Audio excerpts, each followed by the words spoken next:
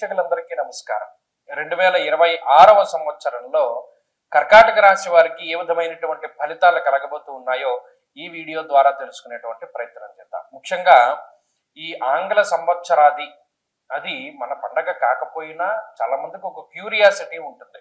అంటే మన కొత్త సంవత్సరం వచ్చింది క్యాలెండర్లో, మరి అది ఎలా ఉంటుంది ఏంటి అనేటువంటి విషయాలు అందరూ అడుగుతారు. అయితే ఇందులో కొంతమంది అతిశయోక్తి, వీళ్ళకి రాజపూజ్యం ఇంత, ఆదాయం ఇంత, వీళ్ళకి వ్యయం ఇంత, లేకపోతేనేమో ఇవి అసలు సంబంధం లేని విషయాలు. ఇవి జ్యోతిష్యాన్ని భ్రష్టు పట్టిస్తూ ఇక మనకి ఒక మాధ్యమం ఉంది కదా, మనం ఏం చెప్పినా చెల్లుతుంది అనేటువంటి విధానంలో కొంతమంది ఉన్నారు. వారిని కూడా మీరు నిలదీయాలి. ఎందుకంటే అనవసరంగా ఈ రాజపూజ్య అవమానాలు, ఆదాయ వ్యయాలు అన్నవి దీనికి అన్వయం కానటువంటి వాటిని తీసుకొచ్చి ఇప్పుడు చూడండి, అనేక రకాల జ్యోతిష విషయాలను పాడు చేసి ప్రజల్ని భయభ్రాంతులను చేసి అసలు జ్యోతిషానికి అసలు గోచారం చెప్తూ రాశికి చెప్పవలసిన ఫలితాలు లగ్నానికి చెప్తూ అసలు దాన్నే పూర్తి సర్వనాశనం చేసినటువంటి ఈ రోజుల్లో ఇంకా మరలా ఈ నూతన ఆంగ్ల సంవత్సరానికి కూడా ఆదాయ వ్యయాలు పెడుతూ ఉన్నారు. కాబట్టి మీరు ఖండించండి. ఇక మన విషయంలోకి వస్తే కర్కాటక రాశి వారికి అసలు ఈ దీర్ఘ సంచార గ్రహాల్లో ఏ గ్రహాలు అనుకూలంగా ఉన్నాయి అంటే, ఈ సంవత్సరం మొత్తం రాహు అష్టమ స్థానంలోనే ఉంటారు. మంచి విషయం ఏంటంటే మాసార్థత కుజ రాహోశ్చ అష్టాదశైవ అంటే 18 నెలలు సంవత్సరంన్నర పాటు ఒక రాశిలో సంచరించేటువంటి రాహువు ఈ సంవత్సరం చివరిలో అంటే డిసెంబర్ నెలలో 8వ స్థానాన్ని వదిలిపెట్టి 7వ స్థానంలోకి వచ్చేస్తున్నారు.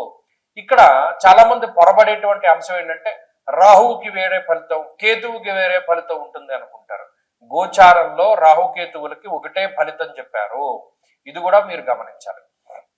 అలాగే సప్తమ రాహు మధ్యస్థమైనటువంటి గ్రహమే, ఆయన ఏం పీడించేటువంటి గ్రహం కాదు. కాబట్టి ఈ సంవత్సరం చివరిలో రాహు యొక్క పీడ తొలగిపోతుంది. ఇక శనేశ్వరుని యొక్క భాగ్యస్థాన స్థితి, శని భాగ్యంలో ఉండడం వాడిని మందభాగ్యుడిగానే చెప్తారు. అంటే భాగ్యం లేనటువంటి వాడు, ఎందుకంటే మందగ్రహము అంటే శనేశ్వరుడే భాగ్యంలో ఉన్నప్పుడు ఆ మాట మాట్లాడు. నిజానికి అది అంత మనం మాట్లాడడానికి కూడా అది తగినటువంటి మాట అయినప్పటికీ ఉదాహరణ పూరితంగా అర్థమవుతుందని చెప్పాను. ఇక్కడ కర్కాటక రాశి వారికి భాగ్యమందు శని అల్ప భాగ్యాన్నే కలిగిస్తాడు. అంటే భాగ్యవంతులుగా ఉండనివ్వడు, అదృష్టవంతులుగా ఉండనివ్వడు, అనేక రకాలైనటువంటి కష్ట నష్టాలకి ఆయన లోను చేస్తాడు. అయితే ఇది దోషభూయిష్టమైన స్థానం కాదు, ఇది గుర్తుపెట్టుకోవాలి. అష్టమ అర్ధాష్టమ ఏలినాటి శనిలాగా 9 శనేశ్వరుడు ఇబ్బంది పెట్టే స్థానం కాదు, అది మిశ్రమమైనటువంటి ఫలదాత. అలాగే గురువు జూన్ నెల 2వ తారీఖు వరకు 12వ స్థానమందు, జూన్ 2వ తారీఖు నుండి అక్టోబర్ 31 వరకు జన్మరాశి యందు, అక్టోబర్ 31 దాటాక 2వ స్థానమందు గురువు యొక్క సంచారం ఉంటుంది. కాబట్టి ఇందులో గురువు యోగించేటువంటి స్థితి ఎక్కడ అంటే అక్టోబర్ 31 నుండి డిసెంబర్ 31 వరకు కేవలం 2 నెలల పాటు గురువు యొక్క బలం ఉంటుంది. అయితే ఓవరాల్ గా మనం కర్కాటక రాశి వారి యొక్క స్థితిగతులను చూసినప్పుడు ఈ సంవత్సరంలో 25% మాత్రమే శుభ ఫలితాలను వీరు పొందబోతున్నారు. ఏమంటే మరి 25% అంటే మేము ఎలా బతకాలి అంటే ఇక్కడ ఆల్టర్నేటివ్ ఉంటుంది. జాతకంలో ఉన్నటువంటి దశాంతర దశలు బాగుంటే గోచార పరిస్థితులు చాలా తక్కువ ఫలితాన్ని ఇస్తాయి. జాతకంలో మంచి దశ నడుస్తోంది అనుకోండి, గోచార పరంగా గ్రహాలు ఇబ్బందికరంగా ఉన్నా అవేం చెయ్యవు, దశలో కొట్టుకుపోతాయి. అలాగే మన ఇంటి వాస్తు బాగుంది, దశ బాగాలేనప్పుడు దిశ అయినా బాగుండాలన్నాడు. వాస్తు బాగున్నప్పుడు కూడా కొన్ని గ్రహ దోషాలని ఇల్లు కాస్తుంది. ఇవి రెండూ లేవనుకోండి మనం ఏం చేయలేము.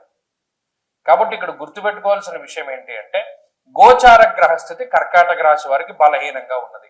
ఈ మాట చెప్తే నెగిటివ్ కామెంట్లు పెడతారు, కానీ ఎప్పుడు అలా చేయకండి. ఎందుకంటే ఉన్నతమైనటువంటి మనస్తత్వం ఎలా అరవడుతుంది అంటే చెడు ఉంటే చెడు, మంచి ఉంటే మంచి తెలుసుకోవాలి.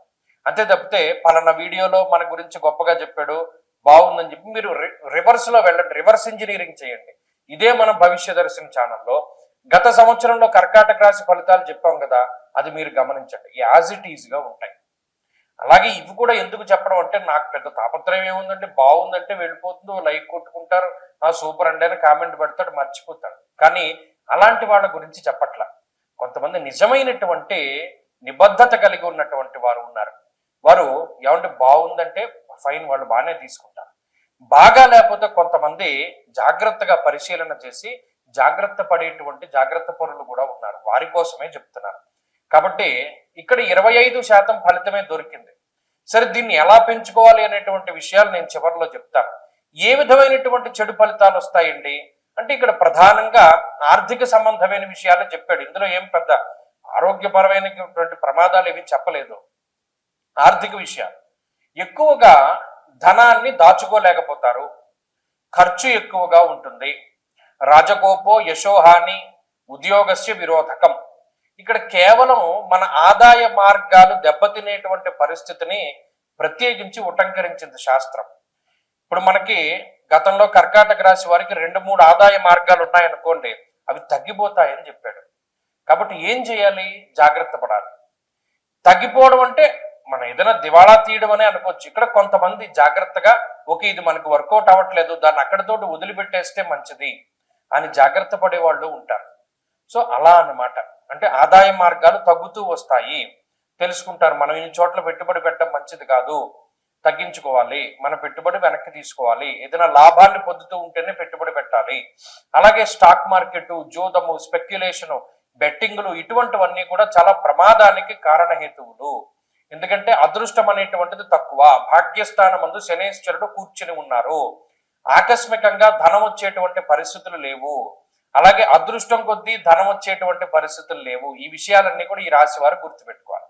సో కష్టే ఫలి, కష్టానికి తగ్గ ప్రతిఫలమే వస్తుంది. ఇది ఒకందుకు ఇది కూడా చాలా మంచి విషయం. కొన్ని రాశులకు ఏం చెప్పాము? కష్టానికి తగ్గ ప్రతిఫలం రాదు మీకు అని చెప్పాం. కానీ మీకు కష్టే ఫలి, కష్టానికి తగ్గ ప్రతిఫలం ఖచ్చితంగా వస్తుంది. కానీ మీకు సంవత్సరం ప్రారంభంలో చూసుకుంటే ఫస్ట్ హాఫ్ కన్నా సెకండ్ హాఫ్ చాలా బెటర్ గా కనబడుతుంది. రెండవ సగం ఈ రాశి వారికి చాలా బాగుంటుంది. అంటే జూన్ దాటిన తర్వాత గ్రహస్థితులు అవి మెరుగ్గా ఉంటాయి. సరే, ఓవరాల్ గా ఒక 25% బాగుందని తెలుసుకున్నారు.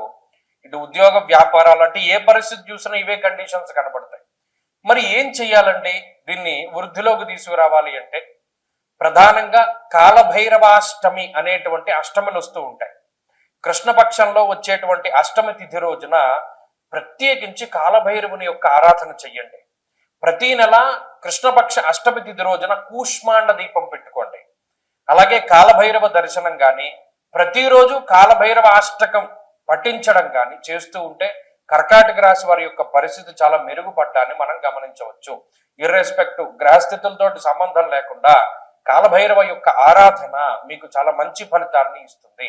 అలాగే ఎలాగో సంవత్సరం చివరిలో 2 నెలలు యోగిస్తూ ఉన్నాయి కాబట్టి మంచి విషయాలన్నీ ఆ 2 నెలల్లో జరుగుతాయి. నెక్స్ట్ ఇయర్ కూడా చాలా గొప్పగా ప్రారంభం చేయగలుగుతారు. సంవత్సరం చివరికి వచ్చేసరికి గురుబలం పెరుగుతుంది, రాహు యొక్క ప్రతికూలత తగ్గిపోతుంది. ఇవన్నీ మంచి విషయాలు ఉన్నాయి కాబట్టి అవన్నీ కూడా చాలా అద్భుతంగా ఉంటాయి.